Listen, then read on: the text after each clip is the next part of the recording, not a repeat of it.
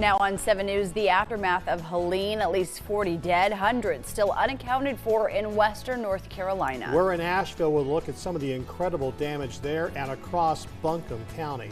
And the latest on power outages and damage cleanup in the Upstate. We have team coverage following the recovery efforts in Spartanburg and Greenville counties.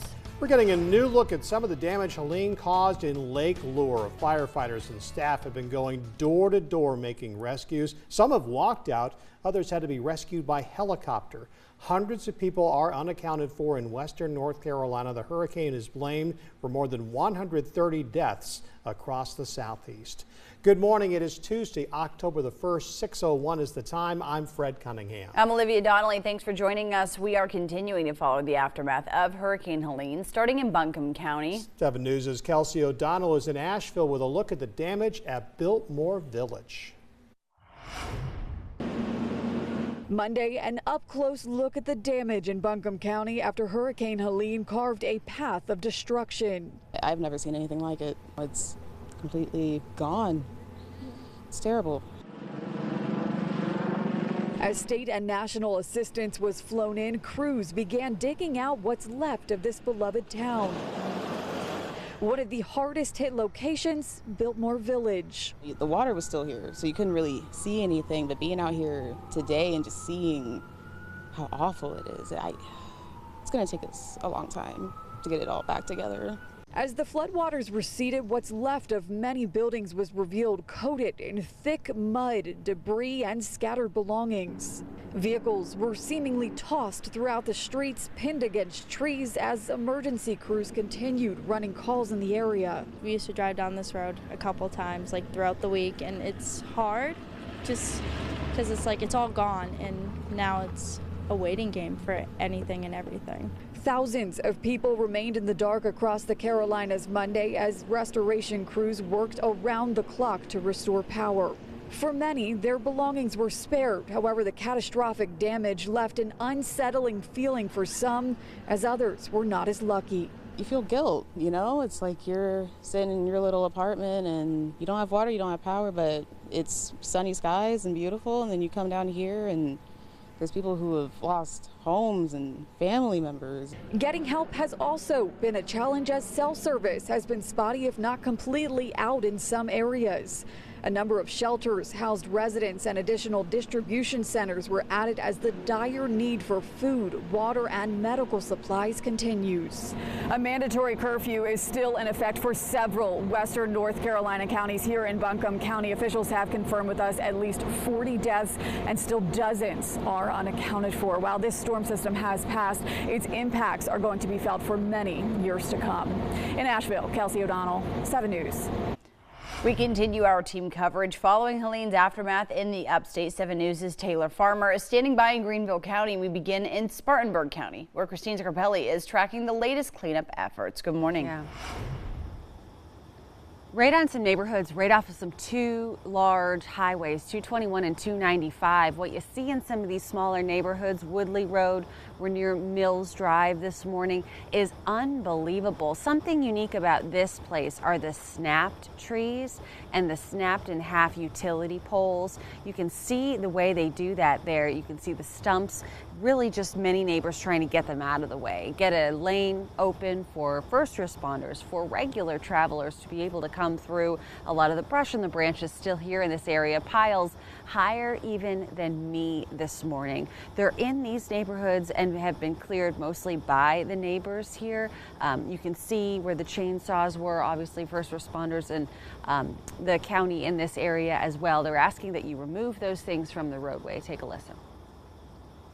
Just get all woody or vegetative debris to the right-of-way, which is the area between the pavement and their property line. Pile it up there, keep it away from the mailbox so that when the mail service does start back up, they can access that. And there's electricity downtown for the most part, even driving toward 221 and 295. Traffic lights were on, businesses had electricity, but not in these neighborhoods. You only see solar lights in a lot of these neighborhoods. We got a tip about this neighborhood from a neighbor who said they'd been out here for days trying to clean it up. Guys, back to you. Thank you, Christine. Our team coverage continues. 7 News' Taylor Farmer is live in Greenville at Unity Park with the latest. Good morning. Good morning, Fred. Greenville saw a ton of flooding with the storm. Unity Park was one of the hardest hit areas. You can see the sign here is pretty large. These letters are about 9 feet tall. I'm 5'7" for reference. This is where I stand up against them. After the storm, water levels were almost up over these letters. Greenville officials tell us that the creek here near Unity Park peaked at about 16 feet compared to the 1 feet of water before the storm. I spoke with Greenville County officials prior to Hurricane Helene hitting our area. They told me they went around the county clearing draining ditches, doing all they could to prevent severe flooding. But parts of Greenville, especially these low-lying parks like Unity, Falls Park and Cleveland Park, still saw historic flooding. While conditions are starting to improve, crews are still asking for your patience. The city of Greenville says Public Works took over 500 calls yesterday to assist residents with questions and concerns. Since Friday, when I was in the field, it is devastating. This is not Katrina, but I'll tell you, it's one minor step down from what I saw in western Mississippi. As crews work to restore power and clear debris, Greenville Water has confirmed there are no issues with water supply. Live in Greenville, Taylor Farmer, 7 News. A look right now at the latest from Duke Energy on the power outages in the upstate and in western North Carolina. Duke reports about 400,000 upstate customers are still in the dark following Friday's storm. The heaviest concentration in Greenville County, where more than 150,000 customers are without power. In Spartanburg County, that's more than 120,000 of customers being impacted, just over 50,000 in Anderson County. Checking other providers, Blue Ridge Electric reports about 40% of its customers are without power. Lawrence Electric is at 51% and estimates some customers won't get power until October the 7th. 52% of Broad River Electric is still in the dark. The latest now on schools in the upstate. All Greenville, Spartanburg and Cherokee County schools are closed for the rest of the week, and there will be no e-learning. Anderson County schools are shut down today and tomorrow with no e-learning. School closings are running across the bottom of your screen and are also on WSPA.com. Malachi. All right, let's take a look at your weather on this Tuesday morning. Our time is 6:07. First look at the forecast, and we're in the low and mid 60s across the upstate, low 60s in western North Carolina. Mainly clear this morning. A few clouds here and there, but about an hour away from sunrise. And with that, we should see a bright sunny day with a few clouds mixed in. Downtown Greenville absolutely clear this morning as we start the morning out. We have a little bit of fog developing over Anderson. Other than that, no issues on your Tuesday morning, and expect sunshine and clouds. We'll keep temperatures that are a mixture of 70s and low 80s today across the upstate and western North Carolina. That's the forecast. Let's take a look at our live drive traffic. It is 6:08. Let's head out the door for a check of our travels this morning, and it's just going to be repeatedly letting you know if you do not have to leave for an emergency, you are encouraged to stay home. Reflecting that on our traffic maps, we've got green and it looks like we're in good shape. Western North Carolina, the roads there still considered to be closed unless you are an emergency personnel and crews so that they can get into the area to assist with the cleanup and recovery efforts and making sure people are safe and okay. Do not get in the way of them. Mile marker 54 on your screen over toward Pelham Road. Looking a little bit busier. We do acknowledge some people do have to head to work today.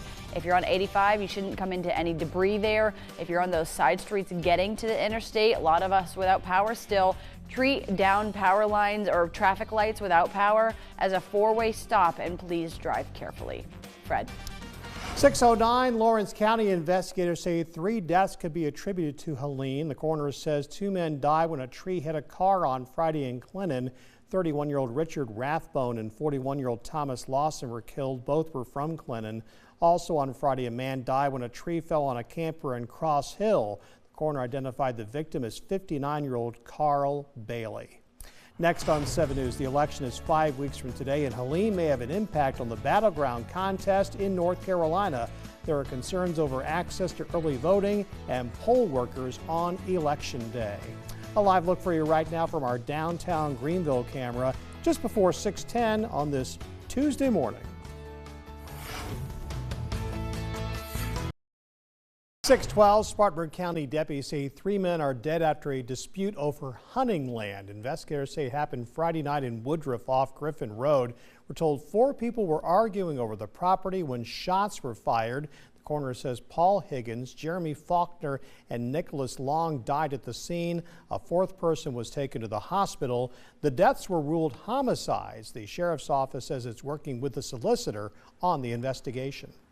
7 News is your local election headquarters. North Carolina state election officials are having an emergency meeting addressing storm damage. Early voting begins October 17th, but concerns have risen over how storm damage will impact voting accessibility and equipment. Some people set to work at the polls, like many, have had their lives affected by the storm. Catawba College political expert Michael Bitzer says that some countries have a monumental challenge facing them. The epic scale of what we are seeing. North Carolina is not immune from natural disasters, and Mother Nature does not necessarily wait for when it is the most convenient time to have them. But this is going to be a significant uphill battle to pull all of the resources needed to run this election. Mail-in voting will also be impacted as the U.S. Postal Service is not delivering to many zip codes in western North Carolina. But mail-in ballots are allowed to count up until Election Day. It's 5 weeks to the election, and the vice presidential candidates meet on stage tonight for their only scheduled debate. The meeting between Ohio Senator J.D. Vance and Minnesota Governor Tim Walz is likely to be the final debate for any of the candidates before November 5th. Both contenders prepared by practicing mock debates, and each party has representatives out pushing for why they'll fare well tonight. I think J.D. Vance is going to be great. He's going to concentrate on the issues that matter most. I think that his strategy will be to continue to reach out to the American people so they know who he is. There will be no opening statements and no studio audience. Both candidates' microphones will be on throughout the debate, but CBS News has the right to hit the mute button. Live coverage begins tonight at 8 on 7 News. 6:14, the U.S. East and Gulf Coast port workers are set to start striking today due to an impasse over negotiations involving pay. The International Longshoremen's Association had a contract with the United States Maritime Alliance that expired yesterday. Talks about renegotiating pay have not been scheduled. Experts say prolonged work stoppage could lead to higher costs of goods across the nation and shortages ahead of the holiday shopping season. There seem to be two big issues. One is the workers are asking for very substantial wage increases over the multi-year contract. And the workers are also complaining that management is introducing new technology that has the threat or possibility of replacing workers. 45,000 port workers are represented in these labor negotiations. President Joe Biden said he would not intervene in the labor dispute. All right, 6:15, partly sunny and mild today. Our highs are a mixture of mid 70s and low 80s. We'll take a look at the forecast for the rest of the week coming up when we come back.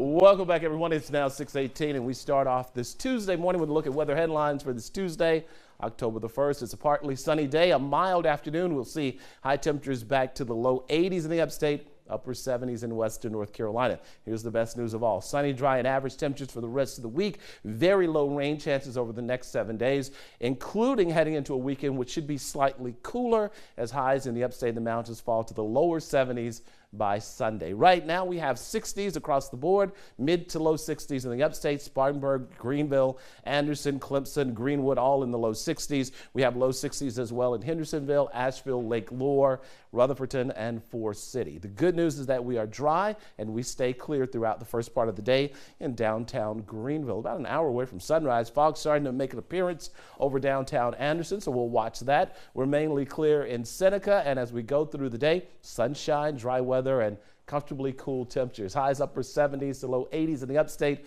We should stay in the mid 70s today in western North Carolina. And again, temperatures where we should be for this time of year, 70s and lower 80s. We'll see those temperatures stay on the milder side through the evening with our sunset right around 7:12 to 7:13, and that'll allow temperatures to fall through the 70s and 60s through 9 o'clock in both the upstate and western North Carolina. And not just today. This is a pattern that we're going to ride through the end of the week, today, tomorrow, and Thursday. Low 80s, partly sunny in the upstate, upper 70s today, tomorrow, and Thursday in western North Carolina. Big dome of high pressure trying to slide in behind a couple of fronts. And for us, that means great weather this time of year. We tap into some of that northern winds, and that kind of brings in those cooler temperatures, keeping us locked into average. And a couple of cold fronts moving through. Those time of year, they're fairly strong, and that's very important because it keeps anything developing in the Gulf of Mexico 2 hours south, which is very important. We do have a potentially growing system in the Gulf of Mexico. The National Hurricane Center gives it about a 40%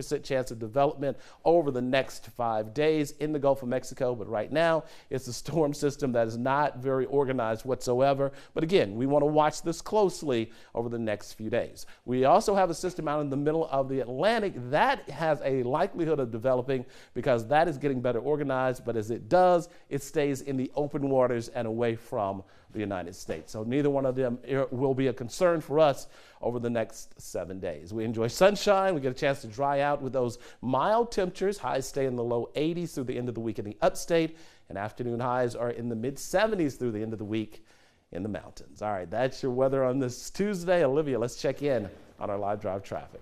Malachi, thank you. 6:21. Let's head out the door where we're in really good shape right now. If you are out there on the interstate, our roadways, our side streets, the neighborhoods, not so much. We do know that we still have a lot of debris, but a lot of the public works will be out there over the next couple days picking up the debris from the sides of your streets. So make sure that you've got it moved to the side, as Scarpelli has been telling us all morning long.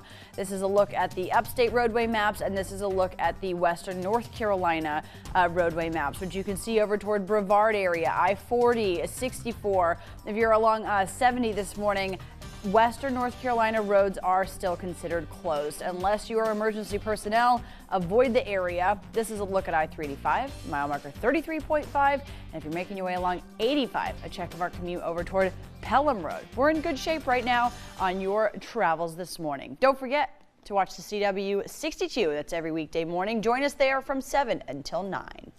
Okay, there are all kinds of rescues happening after Helene. First responders in Coke County, Tennessee dragged a dog out of floodwaters on Sunday. We got this video from the Tennessee Wildlife Resources Agency. They've made multiple rescues since the storm passed. Did you guys see Greenville? The humane shelter, they had 145 dogs. They all needed to be fostered. Wow. Gone. Everybody came in, and I'm like on Facebook, because obviously in these horrible times, community shows up for your neighbors, and the sweet little puppies and the kittens and the cats and the dogs, they all have a home. And it's a challenge to foster right now when you don't have power or maybe water, and with everything going on in your lives and your family, to take on that's something else. So a lot of folks are, again, without power and without the resources there. We talked a lot about the North Carolina flooding and the South Carolina flooding, but not really so much the Tennessee flooding. But again, that's all part of the same system. We obviously got the bulk of that heavy rain through parts of western North Carolina. As you can see, the flood issues here at Lake Lure. But again, something just to be aware of. This is going to take a few days for the waters to really start to recede. And we're still in that threat. And I just want people to understand, still in that threat for landslides to take place. And again, you want to be very careful. A lot of these secondary roads still have trees down that you may encounter. You may not realize that they're there. So not the time to be venturing out. And again, if you do have to go out, use extreme caution, as the authorities have told us. So that's very important. You know, we've been seeing from Kelsey's coverage up in Asheville. She's been at Biltmore Village, where I don't know if any of us have been there since we did our zip trip there last year, but we drove right through there. It's just such a great area, and just seeing the job that is ahead to get that back to what we've always known it. It's going to be years. We're doing stories about communities and lots of areas that are going to be completely changed by this experience, as far as the structure, the people there, and how it looks. So again, this is going to take some time for recovery. It looks like the U.S. though. I mean, I'm seeing it all over. All over is joining in to help out. We had yesterday Duke Energy crews from 22 states, Canada. So they're here to help us, hopefully. Cool. Efforts are underway. 7 News will be right back. You're watching Downtown Anderson. More 7 News after this.